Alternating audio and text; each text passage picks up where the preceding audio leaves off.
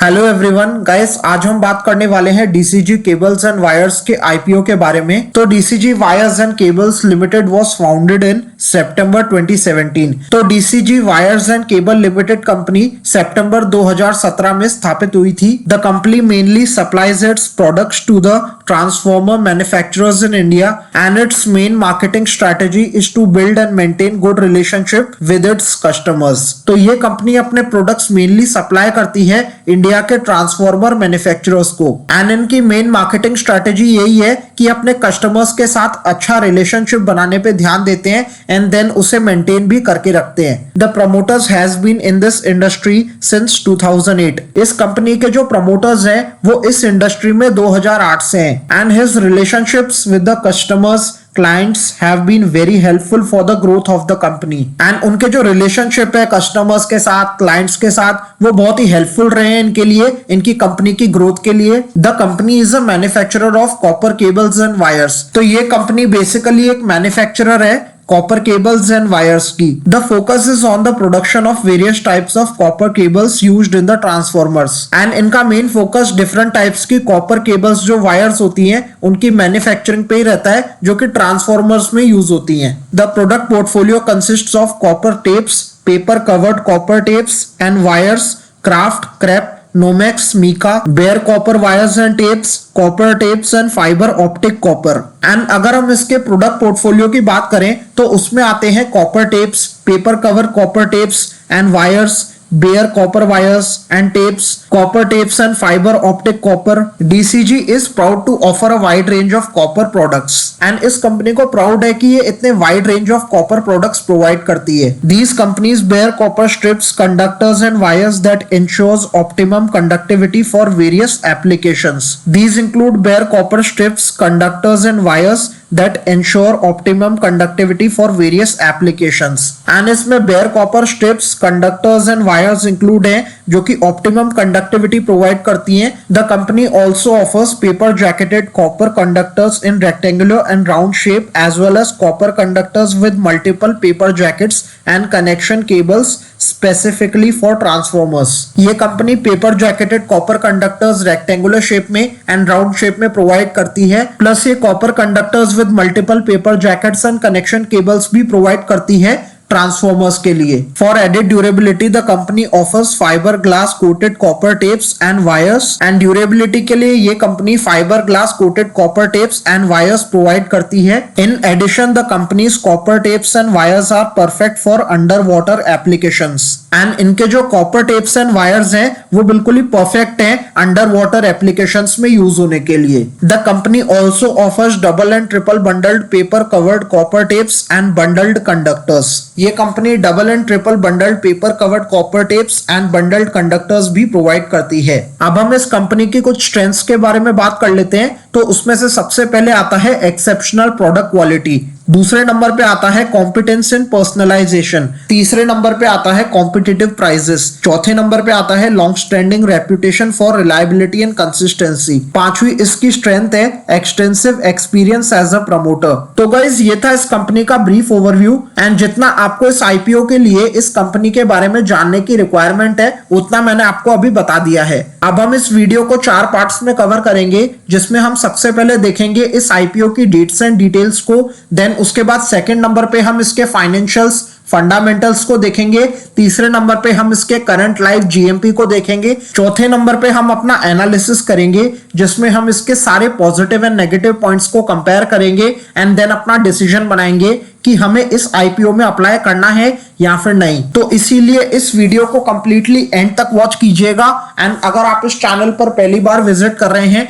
तो अभी इस चैनल को सब्सक्राइब कर दें एंड बेल आइकन को प्रेस करना ना भूलें। तो अब हम सबसे पहले इस आईपीओ की डेट्स एंड डिटेल्स को देख लेते हैं। तो इस आईपीओ की ओपनिंग डेट है 8th ऑफ अप्रैल, देन इस आईपीओ की क्लोजिंग डेट है 10th ऑफ अप्रैल, यानी कि आप इस आईपीओ में 8th ऑफ अप्रैल से लेकर के 10th ऑफ अप्रैल के बीच में कभी भी अप्लाई कर सकते हैं। देन इसकी बेसिस ऑफ अलॉटमेंट की डेट है 12th ऑफ अप्रैल, यानी कि आपको 12 अप्रैल को पता चल जाएगा कि आपको इस आईपीओ में अलॉटमेंट मिला है या फिर नहीं। देन उसके बाद इसकी रिफंड ऑफ इनिशिएशन की डेट है 15th ऑफ अप्रैल, यानी कि अगर आपको ये आईपीओ अलॉट नहीं हुआ होगा तो आपके अकाउंट में आपका पैसा वापस आ जाएगा 15th ऑफ अप्रैल तक। देन उसके बाद credits of shares to demat की डेट है 15th ऑफ अप्रैल, यानी कि अगर ये आईपीओ आपको मिल गया होगा तो आपके डीमैट अकाउंट में शेयर्स क्रेडिट कर दिए जाएंगे 15th ऑफ अप्रैल तक। देन अगर इसकी लिस्टिंग डेट की अगर हम बात करें तो वो है 16th ऑफ अप्रैल, यानी कि ये आईपीओ 16th ऑफ अप्रैल को स्टॉक मार्केट पे लिस्ट होगा। देन उसके बाद हम इस एसएमई आईपीओ के प्राइस की बात कर लेते हैं। तो इसमें एक शेयर का प्राइस है 100 रुपीज पर शेयर। एंड अगर हम इसकी लिस्टिंग की बात करें तो ये आईपीओ एनएससी एसएमई के प्लेटफॉर्म पे लिस्ट होगा। देन हम रिटेल कोटा की बात कर लेते हैं। तो इस आईपीओ में 50% शेयर्स रिजर्व रखे गए हैं रिटेलर्स के लिए। देन हम इसके इशू टाइप की बात करें तो ये एक फिक्स्ड प्राइस इशू टाइप का आईपीओ है। देन हम इसके इशू साइज की बात करें तो वो है 49.99 करोड़ का। एंड ये पूरा का पूरा फ्रेश इशू है। एंड इस आईपीओ में एक शेयर की फेस वैल्यू होगी 10 रुपीज।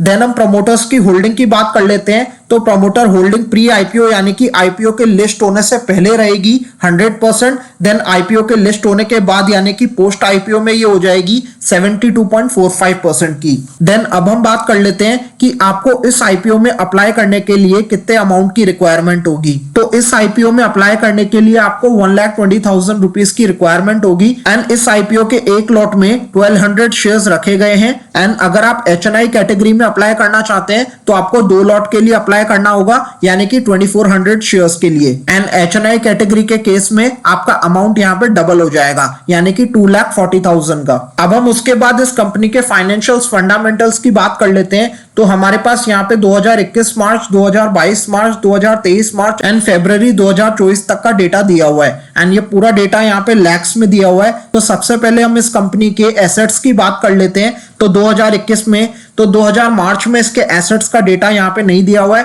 देन 2022 का भी डेटा नहीं दिया हुआ है। देन 2023 में इस कंपनी के एसेट्स थे 3,564.12 लाख के।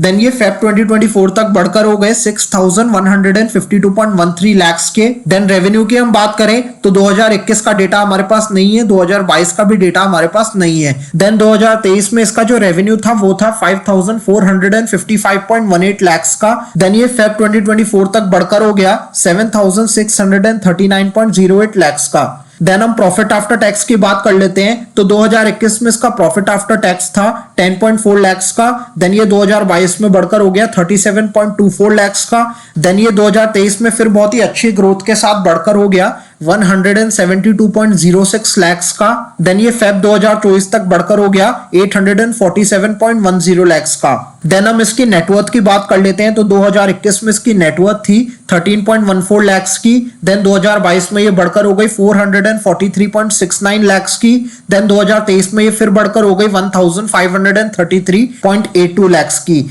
देन ये फेब 2024 में फिर बढ़कर हो गई 2,367.15 लाख की। देन हम इसके रिजर्व्स एंड सरप्लस की बात कर लेते हैं। तो 2021 का डेटा हमारे पास नहीं है, 2022 का भी डेटा हमारे पास नहीं है। 2023 में इस कंपनी के रिजर्व्स एंड सरप्लस थे 217.99 लाख के। देन फेब 2024 तक ये बढ़कर हो गए 1,051.78 लाख की। देन हम टोटल बोरोइंग की बात करें तो टोटल बोरोइंग 2021 में थी 29.8 लाख की। 2022 में ये बढ़कर हो गई 635.44 लाख की। 2023 में ये बढ़कर हो गई 1,812.27 लाख की। देन 29 फेब 2024 तक ये बढ़कर हो गई 2,569.83 लाख की। तो एसेट्स का हमारे पास जितना डेटा अवेलेबल है वो हमें दिखा रहा है कि एसेट्स लगातार बढ़ रहे हैं। देन अगर हम रेवेन्यू की बात करें तो रेवेन्यू का भी 2021-22 का डेटा हमारे पास नहीं है, लेकिन बाकी जितना भी डेटा है वो दिखा रहा है कि रेवेन्यू में भी लगातार ग्रोथ है। देन अगर हम प्रॉफिट आफ्टर टैक्स की बात करें तो प्रॉफिट आफ्टर टैक्स में लगातार ग्रोथ है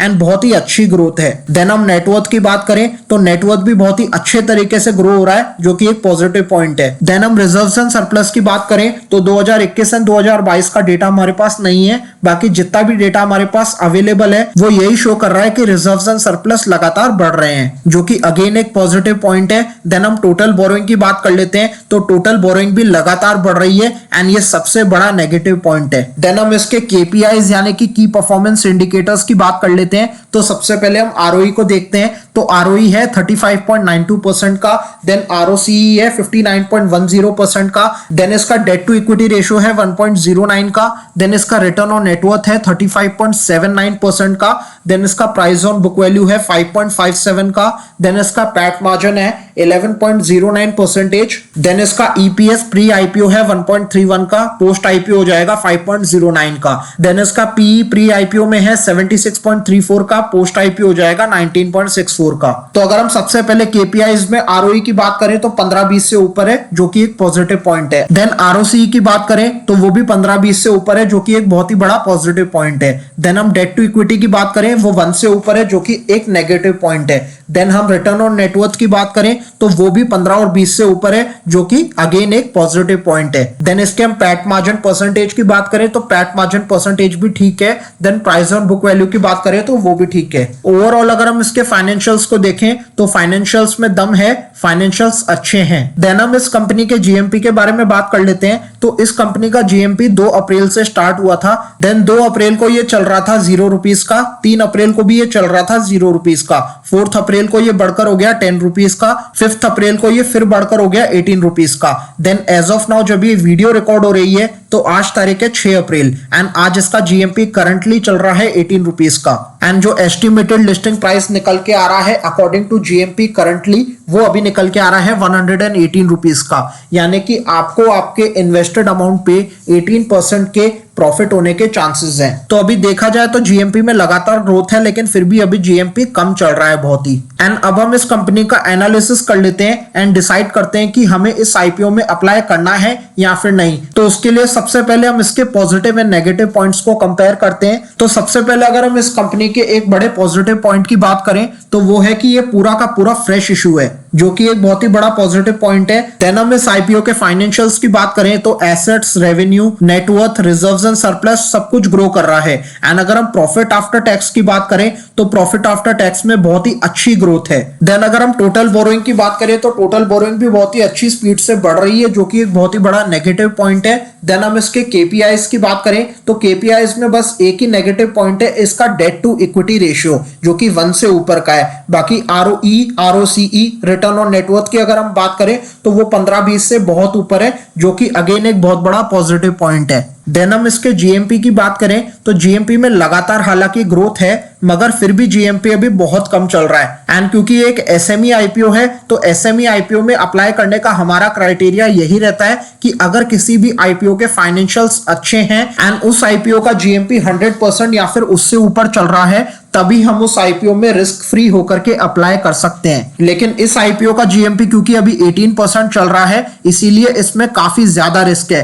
एंड क्योंकि हमारा क्राइटेरिया 100% का रहता है तो इसमें मुझे अभी फिलहाल 82% के अराउंड का रिस्क नजर आ रहा है। इसीलिए मेरा फिलहाल डिसीजन यही है कि मैं इस आईपीओ को फिलहाल अवॉइड कर रहा हूं, मैं इस आईपीओ में इंटरेस्टेड नहीं हूं। लेकिन क्योंकि जीएमपी डेली बेसिस पे इंक्रीज और डिक्रीज होता रहता है एंड ये आईपीओ 10th ऑफ अप्रैल को क्लोज होने वाला है, तो हो सकता है कि इसका जीएमपी तब तक बढ़कर 100% या फिर उसके आसपास पहुंच जाए। तो अगर ऐसा होता है और अगर हमारे डिसीजन में कोई भी चेंजेस आते हैं तो मैं आपको अपना फाइनल डिसीजन वीडियो के थ्रू बता दूंगा। एंड वो वीडियो आपको इस आईपीओ के लास्ट डे पे यानी कि 10th ऑफ अप्रैल को या फिर उससे एक दिन पहले यानी कि 9th ऑफ अप्रैल तक मिल जाएगी, जिसमें हम अपना फाइनल डिसीजन लेंगे, जिसमें हम सबसे पहले इस आईपीओ का करंट लाइव जीएमपी देखेंगे, करंट लाइव सब्सक्रिप्शन स्टेटस देखेंगे एंड देन ही हम अपना फाइनल डिसीजन लेंगे कि हमें इस आईपीओ में अप्लाई करना है या फिर नहीं। फिलहाल के लिए, अभी के लिए मैं इस आईपीओ को अवॉइड कर रहा हूं एंड मैं आपको कोई सलाह नहीं दे रहा हूं, कोई टिप नहीं दे रहा हूं